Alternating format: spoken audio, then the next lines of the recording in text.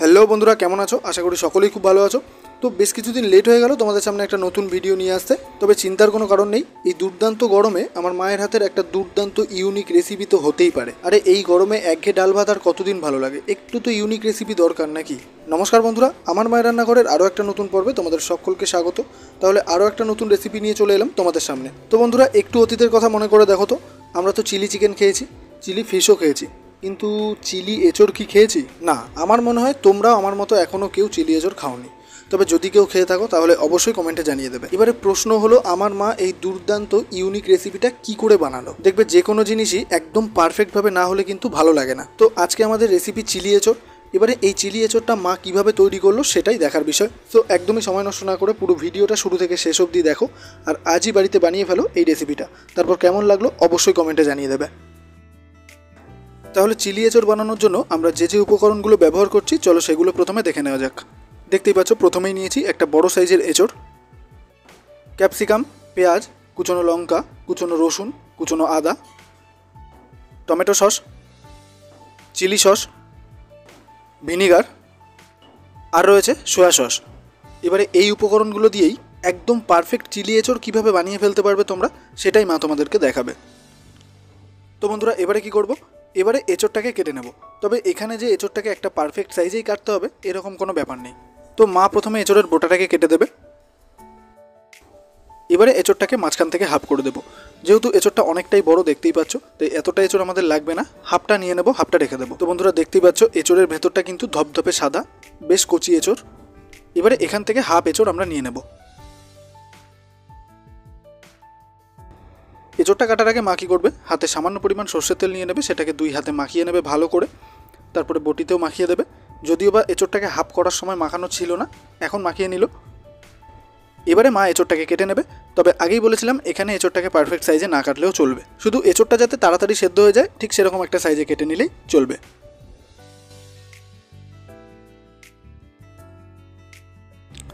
দেখো, মা এখানে ঠিক এরকম সাইজে এঁচড়গুলোকে কেটে নিয়েছে। তাতে কী হবে, এঁচড়গুলো খুব তাড়াতাড়ি সেদ্ধ হয়ে যাবে।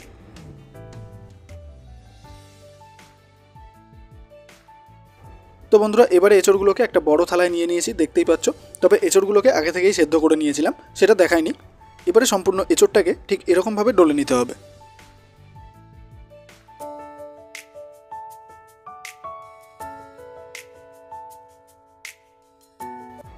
তো বন্ধুরা, সম্পূর্ণ এঁচড়টাকে ডলে নেওয়ার পর দেখতেই পাচ্ছ ঠিক কীরকম হয়েছে।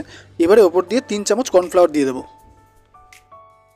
দিয়ে দেবো হাফ চামচ খাবার সোডা, 1 চামচ কাশ্মীরি লঙ্কার গুঁড়ো, সামান্য পরিমাণ গুঁড়ো করা গোলমরিচ, আদা রসুনের পেস্ট, পাতিলেবুর রস,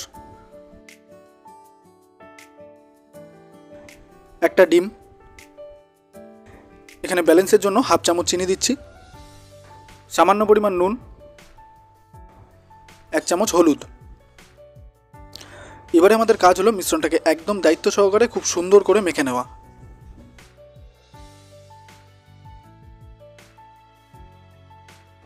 তাহলে বন্ধুরা, দেখতেই পাচ্ছ মিশ্রণটাকে খুব সুন্দর করে মেখে নিয়েছে মা। এবারে আমরা কি করব, চিলির মিশ্রণটা তৈরি করে নেব। প্রথমে দিয়ে দেবো টমেটো সস, দিয়ে দেবো green chilli sauce, soya sauce, vinegar, সামান্য পরিমাণ লঙ্কার গুঁড়ো। এবারে সসের মিশ্রণটাকেও একদম ফাইন করে গুলিয়ে নেব।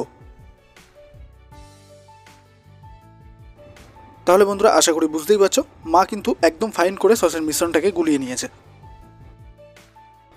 তো বন্ধুরা, এবারে চলে আসলাম ওভেনে। কড়াই বসানোই আছে। এবারে ওভেনটাকে হাই ফ্লেমে রেখে কড়াইটাকে খুব ভালো করে প্রথমে গরম করে নেব।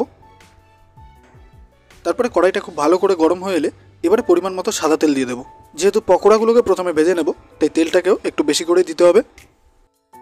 এবারে ওভেন হাই ফ্লেমে রেখে তেলটাকেও খুব ভালো করে গরম করে নেব। হালকা হাতে নাড়িয়ে চাড়িয়ে তেলটাকে কড়াইয়ের গায়ে লাগিয়ে নেব, যাতে ভাজার সময় কড়াইয়ের গায়ে না লেগে যায়। এবারে মেখে রাখা মিশ্রণটাকে একে একে পকোড়ার মতো একটা আকারে তেলে দিয়ে দেব। এবারে পকোড়াগুলোকে খুব সুন্দরভাবে উল্টিয়ে পাল্টিয়ে লাল করে ভেজে নিতে হবে, দেখতেই পাচ্ছ। তাহলে বন্ধুরা, দেখতেই পাচ্ছ আমাদের পকোড়াগুলো যখন ঠিক এই পর্যায়ে চলে আসলো, এবারে কিন্তু মা পকোড়াগুলোকে একটা প্লেটে নামিয়ে নেবে। পকোড়াটা কিন্তু একদম পারফেক্টভাবে ভাজা হয়েছে। চিলি এঁচোড়ের জন্য একদমই পারফেক্ট। তবে এর থেকে বেশি যদি একটু পুড়ে যায় তাহলে কিন্তু চিলি এঁচোড়টা একদমই ভালো লাগবে না। তাহলে বন্ধুরা ঠিক একই রকমভাবে বাকি পকোড়াগুলোকেও আমরা ভেজে নেব। তো বন্ধুরা এবারে আশা করি একদম কাছ থেকে খুব ভালোভাবে বুঝতে পারছো যে পকোড়াগুলো ঠিক কীরকমভাবে ভাজা হয়েছে।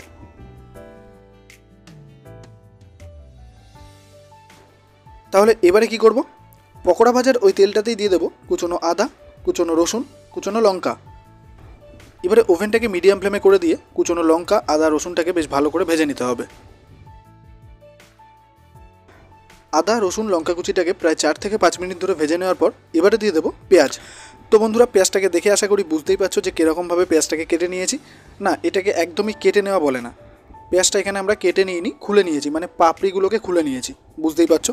আর চিলি এঁচোড়, চিলি ফিশ বা চিলির যাই বলো না কেন, তাতে কিন্তু পেঁয়াজটাকে এরকমভাবেই খুলে নিতে হয়। তাতে কি হয়, দেখতে খুব ভালো লাগে। আমি অনেককেই দেখেছি চিলি চিকেনে বা চিলি ফিশে পেঁয়াজটাকে কেটে নিতে, ওটা একদমই দেখতে ভালো লাগে না। সবার আগে কিন্তু বন্ধুরা দর্শনদারি, তারপরে কিন্তু গুণ বিচারি। তাই জন্য কী হয়, রেস্টুরেন্টের মতো যদি আমরা চিলি ফিশ বা চিলির যে কোনো আইটেম বানাতে চাই তাহলে কিন্তু এগুলোকে আগে নজর দিতে হবে। তো বন্ধুরা দেখতেই পাচ্ছ পেঁয়াজটাতে একটা হালকা বাদামি কালার চলে এসেছে। ঠিক এই পর্যায়ে এবারে দিয়ে দেবো ক্যাপসিকাম। আমি অনেক বড় বড় চিলি রেসিপির ভিডিওতে দেখেছি যে ক্যাপসিকামটাকেও কুচিয়ে দেয়, তাতে কিন্তু রান্নার পরে খুঁজে পাওয়া যায় না, দেখতে তো ভালোই লাগে না। তো এখানে দেখতেই পাচ্ছ মা কীরকমভাবে কেটেছে, এটা কিন্তু চিলি রেসিপির জন্য একদম পারফেক্ট। ক্যাপসিকামটা যেহেতু নরম জিনিস তাই বেশিক্ষণ ধরে ভাজার কোনো প্রশ্ন নেই, তারপরে তো রান্নাতে আরও কুক হবেই।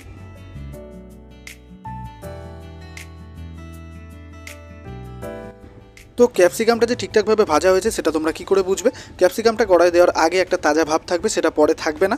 আর ক্যাপসিকামটা যখনই নেতিয়ে যাবে অনেকটা, তখনই কিন্তু বুঝে নিতে হবে যে ক্যাপসিকামটা ভাজা হয়ে গেছে অনেকটা, আর বাকিটা তো রান্নাতে কুক হয়েই যাবে।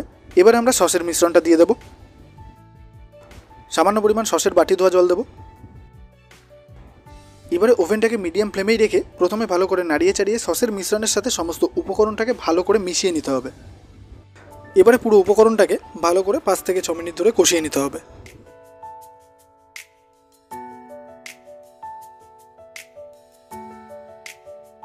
তো বন্ধুরা বেশ কিছুটা সময় কষিয়ে নেওয়ার পর আমি জানি তোমাদের মনে প্রশ্ন আসছে যে গ্রেভিটা এতটা বেড়ে গেল কী করে, কারণ বেশ কিছুটা সময় কষিয়ে নেওয়ার পর মা সামান্য পরিমাণ জল দিয়েছে। তা নাহলে কী হতো, গ্রেভিটা নিচ দিয়ে লেগে যেতে পারতো, আর এমনিতেও গ্রেভির পরিমাণটা একটু কম ছিল, তাই জন্য মা সামান্য পরিমাণ জল দিয়েছে। তো আমাদের গ্রেভিটা বেশ ভালো করেই কষে গেছে আর খুব সুন্দরভাবে ফুটছে, দেখতেই পাচ্ছ। ঠিক এই পর্যায়ে এবারে দিয়ে দেবো পকোড়াগুলো। এবারে ওভেন মিডিয়াম ফ্লেমে রেখে 6 থেকে 7 মিনিট ধরে রান্নাটাকে খুব ভালো করে কুক করে নেব। তো তোমাদের এখানে একটা কথা যেটা বলা হয়নি সেটা হলো, আমাদের গ্রেভিতে জলের প্রয়োজন ছিল তাই সামান্য পরিমাণ জল দিয়েছি, কিন্তু জলটা শুধু দিলে হবে না। তো কি করতে হবে, জলে tomato sauce, soya sauce, chilli sauce, vinegar এগুলো সব সামান্য সামান্য করে দিয়ে একটা পাতলা গোলা তৈরি করে দিতে হবে।